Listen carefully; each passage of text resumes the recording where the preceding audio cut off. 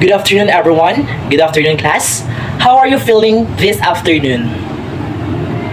Okay. What is the date for today, class? Very good. So, class, are you ready for our next discussion? Okay, I think everyone is prepared and ready to learn today. So, but before that, to ask for any guidance from above, may I request everyone to please stand up and may I request Miss Jessica Carpet to please lead the prayer. Father, Son, Holy Spirit, Amen. Thank you, Jessica, for leading your prayer. So for today, to energize ourselves and to give you an idea what will be our topic for this afternoon, I will group this class into 4 groups. So please count off. Start with there.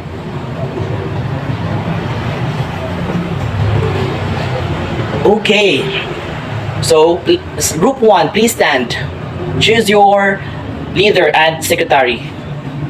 Okay, group 2. Group 3. Group 4.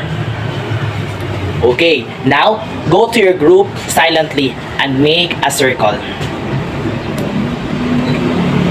So this activity, we will going to name it. Are you familiar with the 4 pigs, 1 word? Okay, very good. So I have here an envelope. Inside of it are different kinds of images or pictures. So what are we going to do? You will going to first open this envelope and then think about what is in the picture. Okay, class? Do I make myself clear, class? Okay, I will give you 10 minutes to do the activity. Okay, timer starts now. Okay, class? 10 seconds left. 10, 9, 8, 7, 6, 5, 4, 3, 2, 1. Time's up. Okay, I want you to choose one person to go in the front and please explain what is the picture all about. Okay, class? Okay, let's start from the group 1. Okay, very good. Let's give group 1 a round of applause, please. Okay, group 2, you're... Okay, class, job well done. Congratulations to group 1, group 2, group 3, group 4 for having a very good presentation and you did a great job. So class, upon doing the activity, what was your realization? Anyone? Please raise your hand. Okay, very good. Okay. So, our topic this afternoon is all about evaluating messages and or images of different types of text reflecting different cultures. So at the end of this module, you are expected to first recognize the different types of text reflecting different cultures. Second, identify cultural texts. And third, evaluate messages or images of different types of text reflecting different cultures. So class, do you have an idea what is text? Okay, Mr. Torno? Okay, any idea? Okay, very good. I know that everyone are familiar with the word text and everyone are using it for our communication through our social media accounts, cell phones, or anything mobile applications.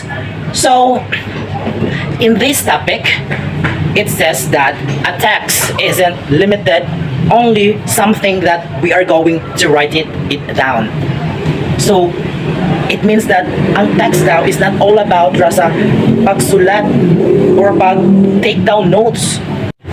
Also, a text can be a film, an artifact, anything in a language and culture that conveys meaning. So, ang text daw is not just all about writing. or any kind of language, but also it can be a film, an artifact, or a certain things. So think about the text that you use in your language classroom. So what is in the textbook or in your books, novels, brochure? Then what do you read in class or even at home? So we have ebook, novels, dictionary, encyclopedia. Yeah. Then how do you describe the classroom and its design? Why do you think that chairs are placed facing the tables? Diba? Mano ka class? Why is it? Those questions with its finite answer would tell you that there are texts that are reflection of one's own culture. So in our classroom, why is it that chairs are facing always in the center or in the blackboard? Why is it? Because it is a culture, it is a tradition. Many years may passes by, it stays there. The transformation or the arrangement of the classrooms are still there. Then we have a lot of different kinds of texts. So the first one we will going to discuss is all about culture text. So first, what is culture? Okay. Culture is very common to us, very familiar. Every place has its own culture and traditions, diba class? We have a diverse culture from our ancestors, from our mga ninuno, from our parents, grandparents, right?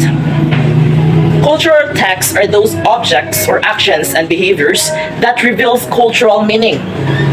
What are those cultural meaning? What are those things that they have cultural meaning? We have these festivals, right, diba? Inagta festivals, Mantuod festivals, Sinulog festivals. It have cultural meaning. Also, a photo or an image, but it's also a cultural text, a picture with cultural information beyond the picture itself.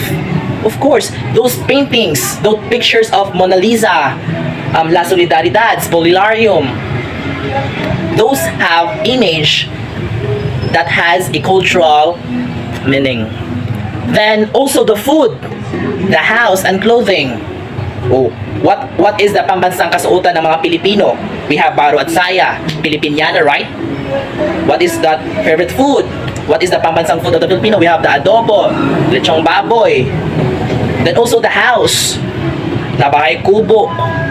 Then the architecture, the engineering also have its cultural meaning on how they are going to create or build any buildings. Then the interspace, including the people, the interaction, and all rituals and rules and its various form in which they manifest themselves are readable texts. So even it is not a text that has a letters, but also a text that has a behind meaning. It has a cultural meaning that you can perceive or you can give your own perception about that certain thing. Although, not every text has a particular cultural relevance. Why is it so?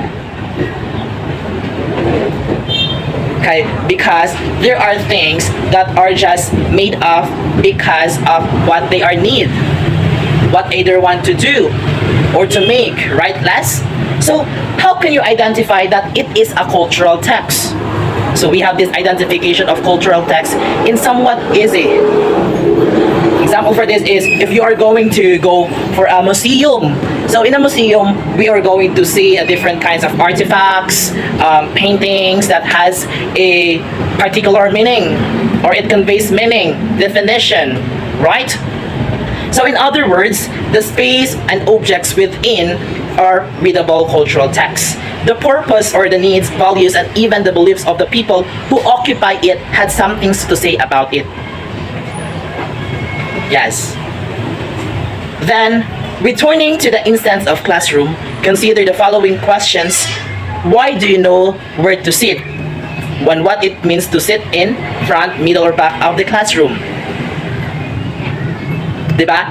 In our classroom, the teacher will say nga, oh, katong mga putot diri sa atubangan, yung katong mga taas diri sa likod, or katong mga far-sighted or nearsighted, if asa sila comfortable na position, the teacher will always change or arrange into a comfortable way so that the students are willing to learn or will learn something about the discussions. Then second question is, how was the room decorated? So as of now, the Sara Duterte's administration is implementing that all the papers or artworks or designs inside the classrooms are being diminished or being cleaned. Kay kuan daw kanang ugaw na daw ng tawon, like very OA na daw siya kaayo.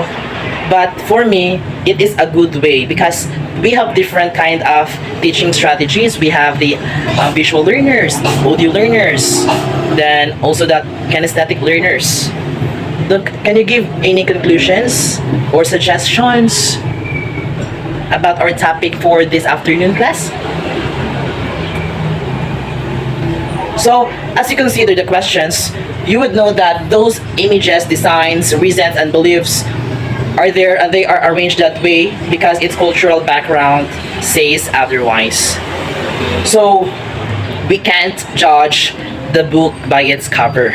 Even though is it like that, it has a certain definition or it has a certain meaning of that certain thing you are looking for that. We have different artifacts, different things, different paintings, or different artworks that has its own meaning. Also, our dancing, singing, drama, we can express those feelings, our cultural feelings in that way. So, any question, class? Any clarifications? Things that you don't understand? I think there's none. So thank you so much for listening, and that is all my topic. So the second one will be discussed by my co-members. So please sit back, relax, and please listen. Thank you. Good day, everyone. I am Teacher Laura, and I am going to talk about understanding different types of text. First and foremost, let us define what text is. As mentioned a while ago in the previous topic, a text can come from any form and be any kind of writing. It can be letters, adverts, user guides, emails, postcards, notes, and magazine articles. But then, a text is not limited to something written down. It can be a film, artifact, or anything in a language and culture that conveys meaning. Understanding what kind of text helps to understand the purpose why it was written. So for example, an advert is written in order to influence someone to buy. Therefore, it is made to persuade. Another example, a user guide consists of instruction of how to make things run or how to cook food. For instance, it is right to give instructions. A formal letter is sometimes written to inform about something. A personal letter can also be written to someone describing a holiday vacation. Now, let's proceed to the different type of text. Do you have any idea what the different types of text are? Yes? Correct. The different types of text are persuasive text, instructive text, informative text, and descriptive text. These four types of text will be discussed with other reporters. Thank you for listening and have a good day. Good morning, everyone. I am Permi Vivalsalda, and our next topic will be about persuasive text. So what is a persuasive text? A persuasive text is a text that encourages you to do or want something. In writing a persuasive text, take note that you will use proper capitalizations, proper punctuation marks, and may also use repeated words or questions to get the attention of your audience or to get the attention of someone that you are trying to persuade to. Adjectives must be used as often as possible so it may sound attractive. One-sided arguments help also to make your text credible. Just like, for example, you are a salesman or a saleswoman who is trying to persuade your buyer by convincing him or her that your product has a good quality than the other store that has the same product as yours. And this product that has a lot of benefits that can give to your buyer. And another example is you're sending a letter to your friend, and this is a way for you convincing him or her to attend your birthday party. So this will end the topic about persuasive text. The other topics will be discussed by my other members. And thank you for listening, everyone. Good day, ladies and gentlemen. My name is Sheila Marisco, and today I am going to talk about instructive text. So, what is instructive text? Instructive texts are written materials designed to provide guidance, directions, or information on how to perform a task, use a product, or understand a concept. They aim to instruct or teach the reader, offering step-by-step explanations or details to help individuals follow a set of procedures or grasp specific information. So, example of instructive texts are the following: manuals, tutorials, guides, and educational materials. So, why it is important to have an instructive text? So instructive texts are very crucial because they provide clear guidance, convey essential information, and facilitate effective learning, enabling individuals to acquire new skills or knowledge. So that's the importance of instructive text. So in conclusion, instructive texts play a crucial role in conveying information and guiding individuals through various processes.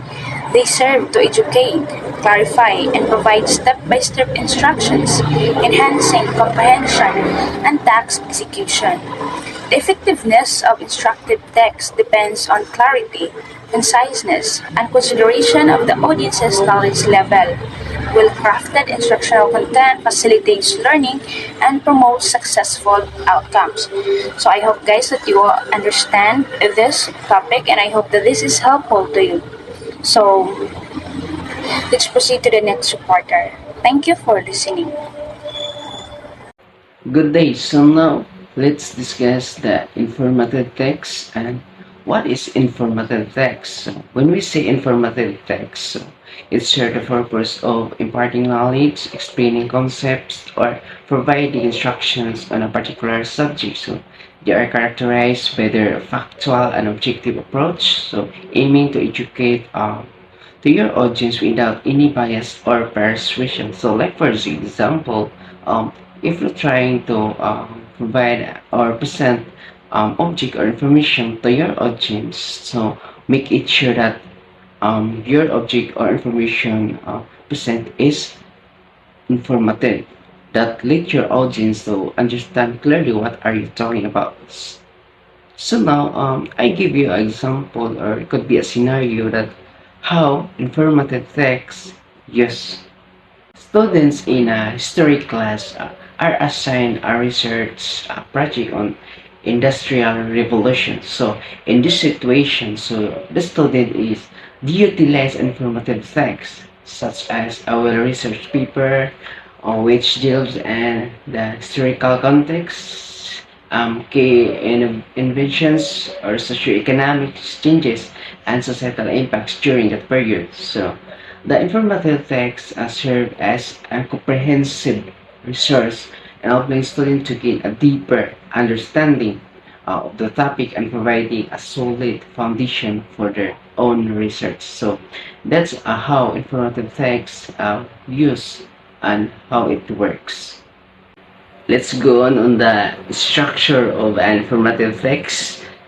The structure of an informative text typically includes an introduction that provides an overview of the topic, a well-organized body that delves into a specific aspect or subtopics, and a conclusions that summarize the key points and reinforce the main message. So that is the structure of an informative text. When looking at examples of informative text, you might consider examining scientific papers that explain complex theories, textbooks that offer in-depth explanation of various subjects, or informative websites that provide detailed insights into a scientific topic such as health, technology, or could be history. So this example demonstrates how information is effectively presented or organized and communicated to your audience. Informative text play a critical role in disseminating knowledge and nurturing a deeper understanding of diverse subjects among the readers. So, by presenting information in a clear and concise and organized manner, these texts facilitate the transfer of complex concepts and ideas to the broad audience. So, the role of informative text in disseminating knowledge serve as a cornerstone in fostering an enlightened and educated population. So, facilitating progress, encouraging the exploration of new ideas and concepts. That's all. Hello everyone. I welcome you to my presentation about evaluating messages and images of different types of text reflecting different culture. First, I would like to introduce myself. I am Jessame V. Hanoi, and today I would like to introduce you to the topic of descriptive text. Hopefully, by the end of the presentation, you will know more about descriptive text. So to make it understandable as possible, I have divided my presentation into 4 parts. The first part, we will focus on the definition of the descriptive text. Second will be about the generic structure of the descriptive text. Then, we will tackle the purpose of the descriptive text. And lastly, will be the language feature of the descriptive text. Now, let us proceed to the definition of descriptive text. So, descriptive text by definition is a text which says what a person or a thing is like. Its purpose is to describe and reveal a particular person, place, or a thing.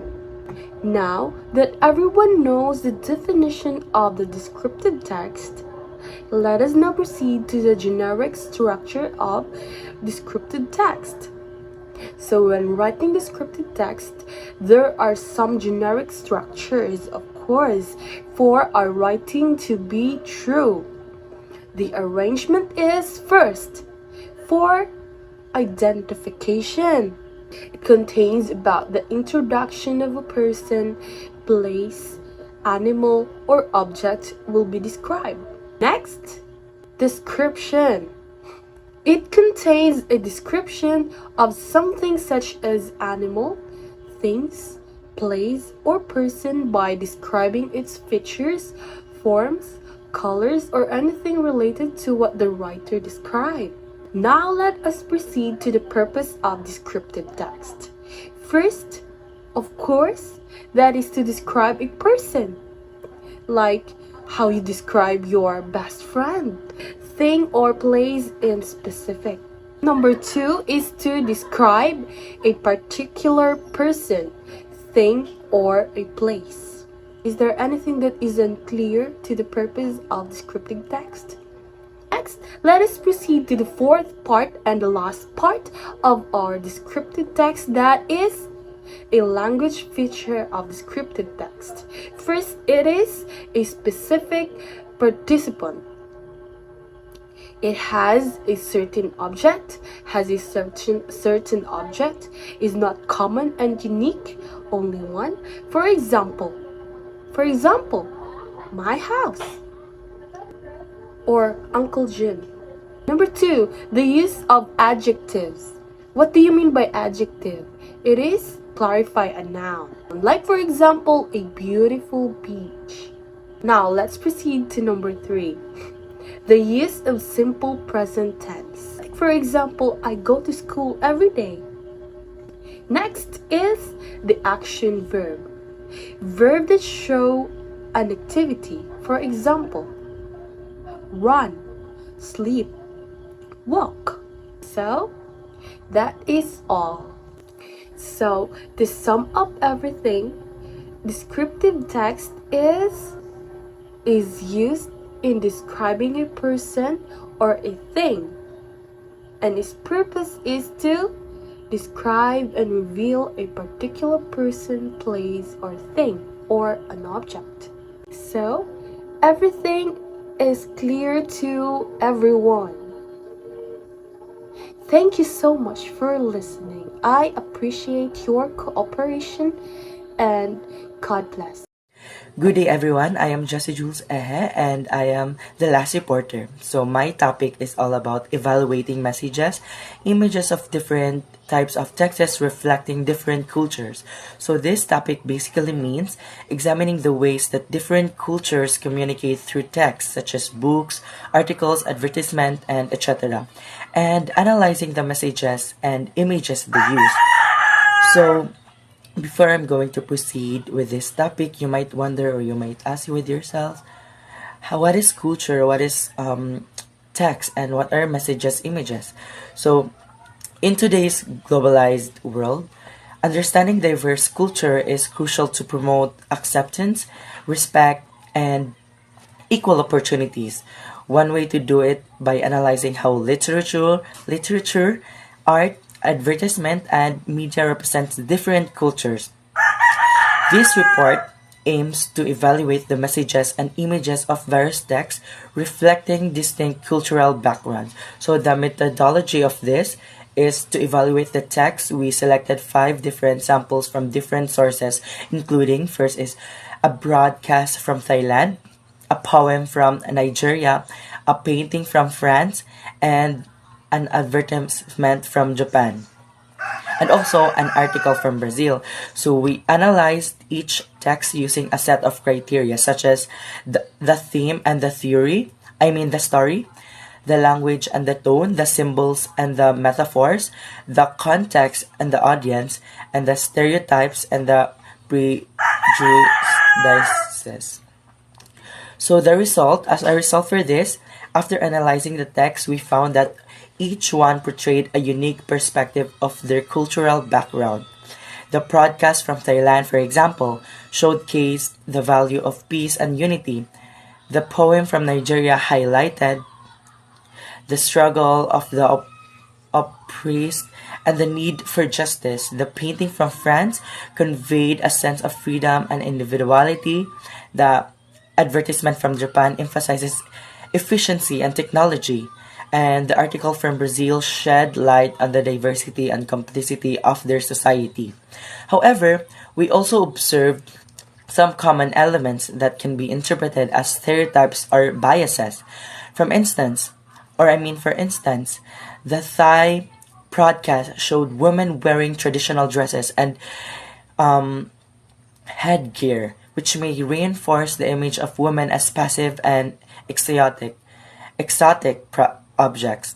The poem from Nigeria mentioned savage tribes or humble huts, which can prefigure the idea of Africa as a backward and uncivilized continent. The advertisement from Japan portrayed workers as obedient and robotic, which can promote the idea of Japanese culture as strict. So in conclusion, Evaluating messages and images of different types of texts reflecting different cultures can help us understand their beliefs, their values, their aspirations. However, it's essential to be aware of the potential biases and stereotypes that may affect our interpretation and harmful attitudes. By promoting diversity and inclusion, we can create a more tolerant and respectful society.